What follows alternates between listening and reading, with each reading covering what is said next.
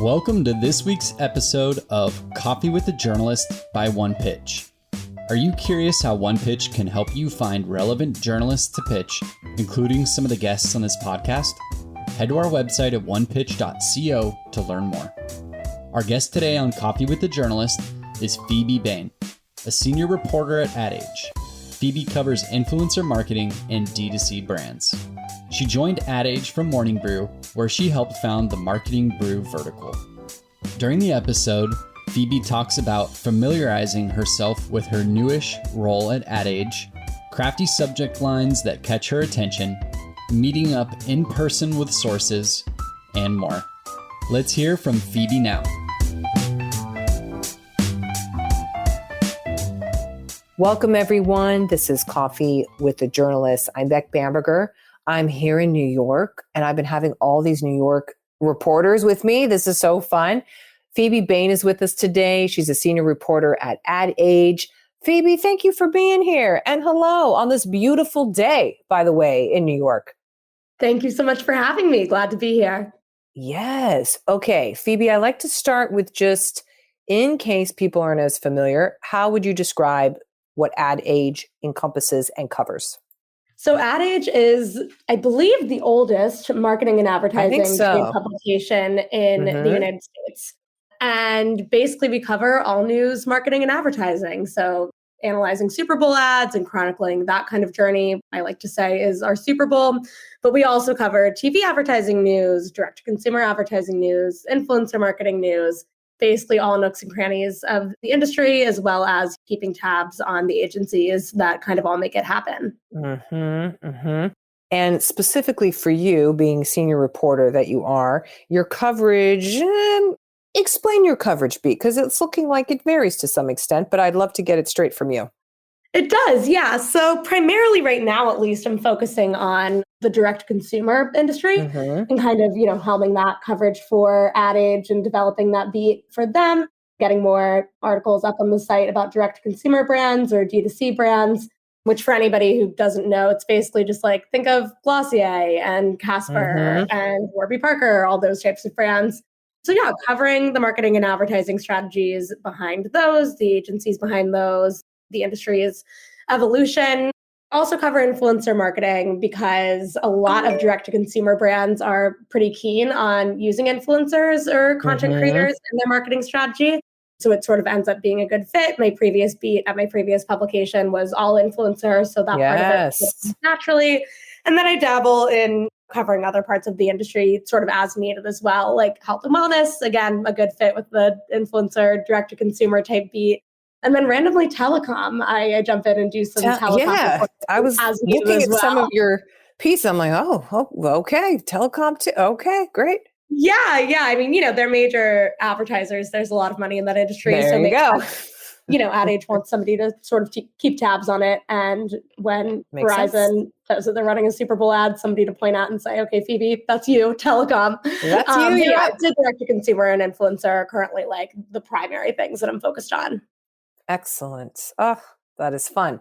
How's your inbox? Well, I took a sick day yesterday because I was developing a slight cold. And so currently my inbox is insane. I have this little project that I'm working on for Ad Age right now. And I really was just so excited to dive into it at the beginning of the day. But it took me until like 1 p.m. to get through my inbox just because I missed a singular day yesterday. So yeah, it gets clogged if you aren't managing it every second of every day. Oh boy. Do you unclog it in some certain way, or are you a mass deleter? Not anymore, because Ad Age uses Outlook. And I previously was a Gmail gal myself. So I feel like with Gmail, whenever every other company I've been at, I think I used Gmail, but it was easy to, in those newsrooms, go through and mass delete. But Outlook, I don't know, like I haven't figured out the check all unread box methodology yet. So I have just been opening every single email. And I think that I just started at Ad Age in December. So I think it's also worthwhile to open every single email, right? But I'm not 100% familiar with the people coming into this particular inbox. But yeah, I'm not a mass deleter. I'm a mass open, skim a couple lines, and then deleter. but no longer just checking the boxes and deleting them like my old ways. Okay. Do you ever cycle back then on any pieces? I know it's only been since December, but what would you say? Cycle back on just something where you're like, well, yeah, I opened it, but 4 months later, you're like, wait a second, let me reply to that now. Yeah, so I used to be, again, in my previous role, I founded Marketing Brew for Morning Brew. That was what I did previously. I was, I think, employee number 30 or something like that for Morning Brew. And they hired me to get their marketing and advertising newsletter started, which I did. But back in the day, it was just me on this entire 3 times a week newsletter publication. And so I had to be way more organized. Oh, yeah. Right? Like that thing, if I was sick there, like the newsletter wouldn't go out. Right? So I used to have these folders in my email inbox there where I had like data or potential marketing route story or campaigns. I would organize the majority of my emails into these folders so that, say that I needed data about streaming or, OTT, like television, and I had it in my data folder. And, if I was looking for a stat about that or needed some sort of data to reference in a story, I could look back and be like, well, maybe I got a pitch about that a while ago, and then type in like Roku or Hulu or something like that in that folder. And then I would know. Here, I've not gotten that organized yet. It's a bigger job. There's been a lot to do. I love the idea of it. So many people have told me like, oh, well, I have my folders in my folder. And I'm like, but the upkeep on the folders. The upkeep. How? That was, I was at a startup then. Why? Right now I'm at a very old newsroom. I had kind of more, I was sort of dictating what I was doing with my time back then a lot more because I was creating a newsletter that didn't exist yet. Yes, you did. So yeah, that was in the early days of Morning Brew when things were less structured. Now I'm in a newsroom that has an output and a flow, and I'm mostly really just focused on reporting and writing these days rather than building sort of an organizational structure that I really felt like was needed for Marketing Brew when, again, I was building a franchise that I hoped to grow. But yeah, I think when I had the time to do that kind of thing, it was great. And maybe one day in the future I will, once I get a little bit more in the swing of things at Ad Age. Like I said, I still feel new, even though I started in December. But it was helpful when I did it. I guess sometimes, let me see. So I covered South by Southwest for Ad Age. They flew me down there, which was great to cover all things marketing and advertising going down at the festival. So I did create a folder for literally all South by Southwest outreach. I created the folder for all of the Super Bowl stuff that I was working on. So these days it's for bigger projects that are sort of directly in front of me. Whereas back then it was like a just in case type of folder. Got it. Okay. Things evolve, of course, as you need to adjust on the workload, Phoebe. So I totally get it. Okay. Is there a type of pitch that you love to receive, like in its format or in its delivery, like the subject line being extra juicy? I don't know.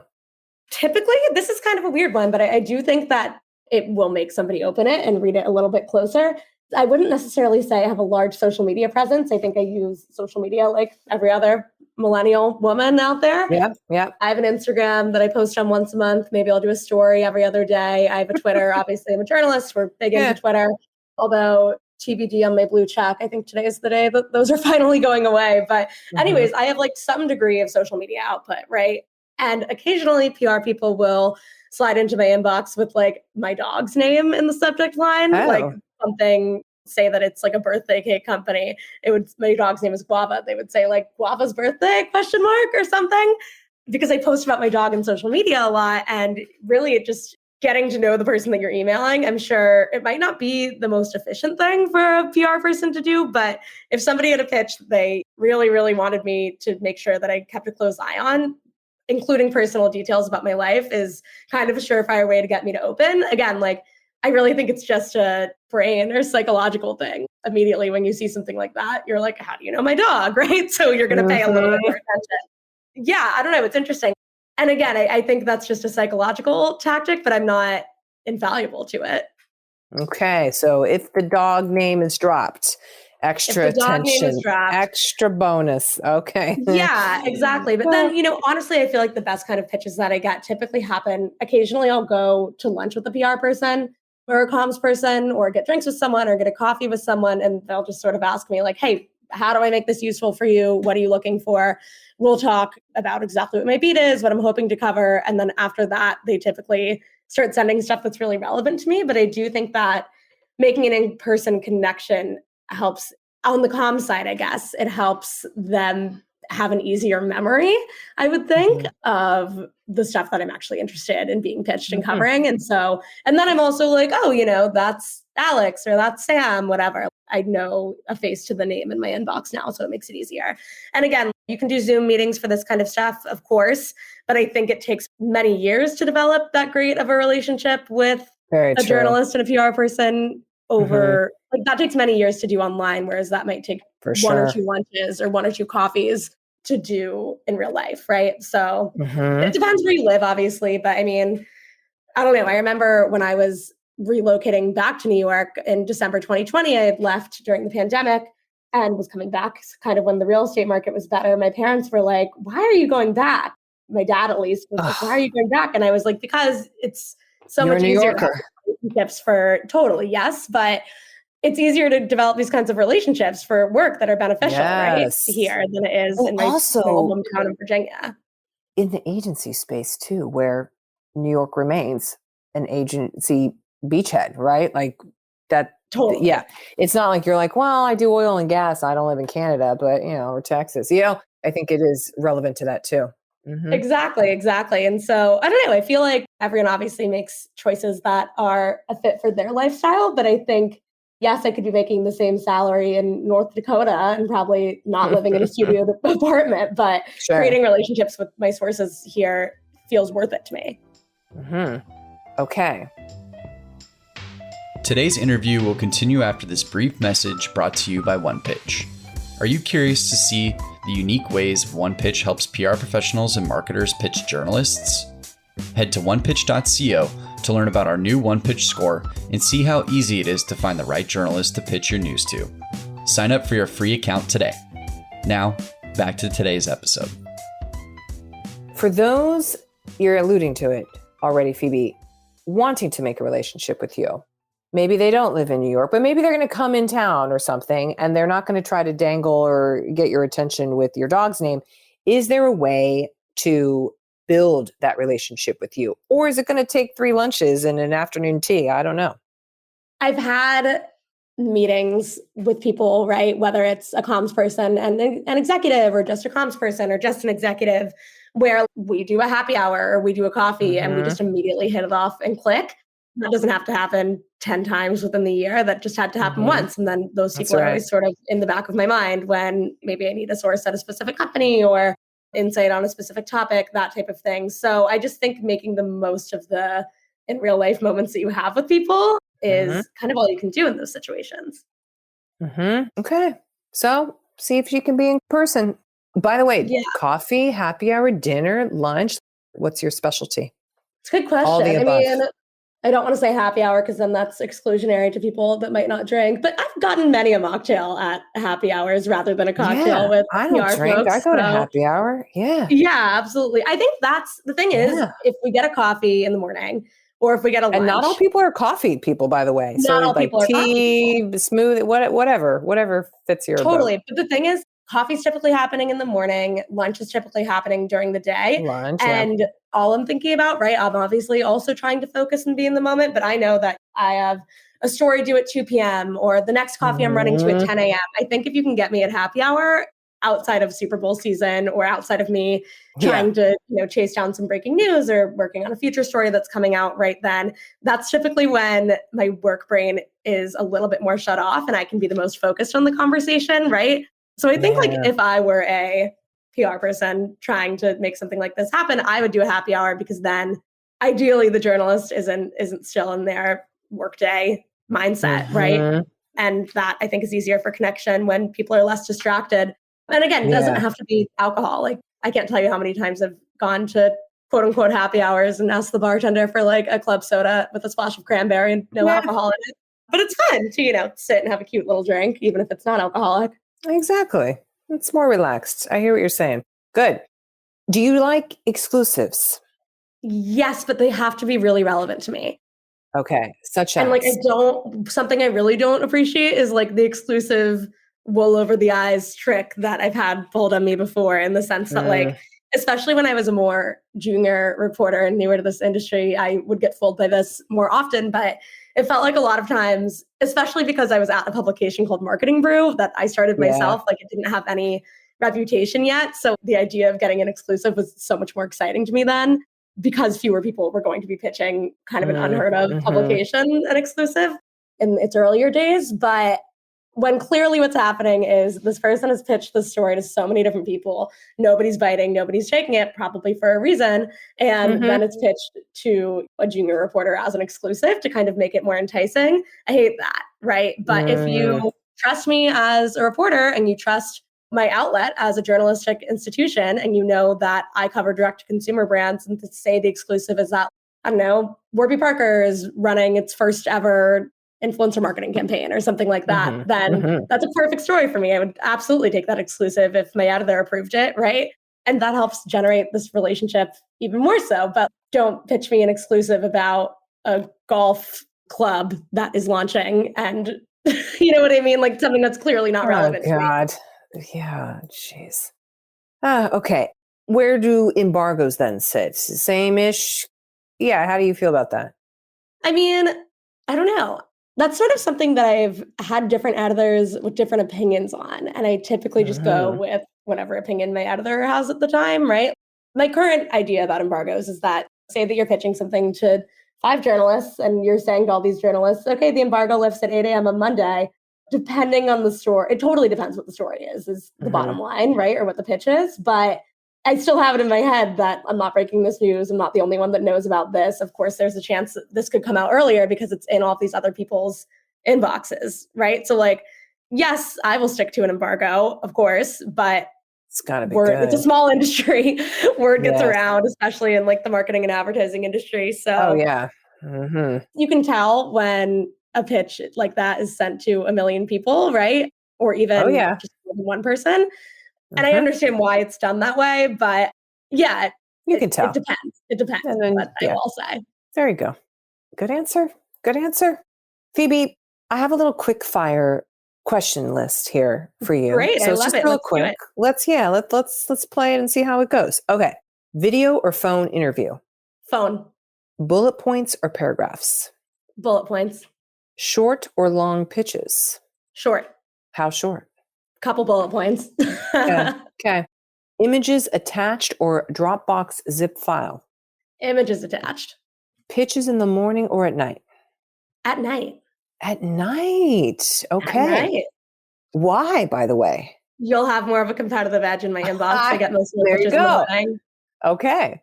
Oh, and this is good I'm insight. reading through dozens in the morning, right? Yes. Like usually while I'm walking my dog. But at night, if it's the last thing that I'm seeing before I'm signing off, I'll respond and say, hey, let's talk about this in the morning or whatever, right? Yeah. And I just think that there's a better chance of me actually reading it and going back to it at night when the inbox isn't as crowded. There you go. Okay. Email or Twitter DM? Twitter. One follow-up or multiple? 2. Direct or creative subject lines? Creative. That makes sense for your space. Press release or media kit? Press release. Really? Okay. That's an unusual answer. Why? I got to ask why.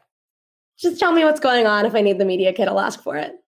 Okay. Yeah, I did give it to you as an or thing. Okay. Phoebe, do you have anything you want to promote, celebrate, tout, whatever? We're just here to shout you out and support you.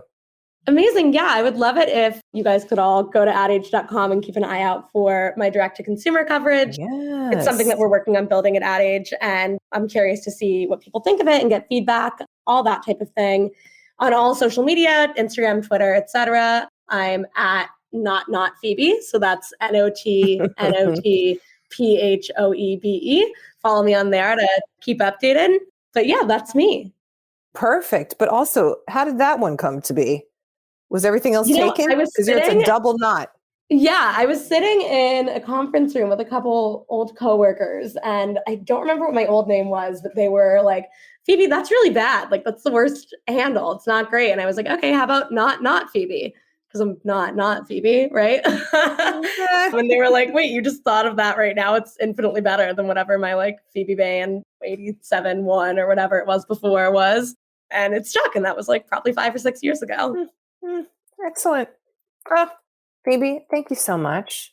High five Yeah, to thank you so much for having me. This is great. This is so fun. I'm glad you're in New York and you came back because this is where the lifeblood of the world is, in my humble opinion.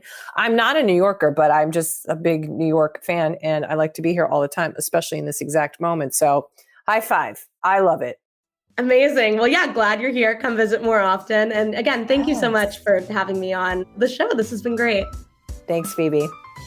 Thanks for listening to this week's Coffee with the Journalist episode featuring Phoebe Bain at Ad Age. For more exclusive insights about the journalists on this podcast, subscribe to our weekly podcast newsletter at onepitch.co/podcast. We'll see you next week with even more insights about the journalists you want to learn more about. Until then, start great stories.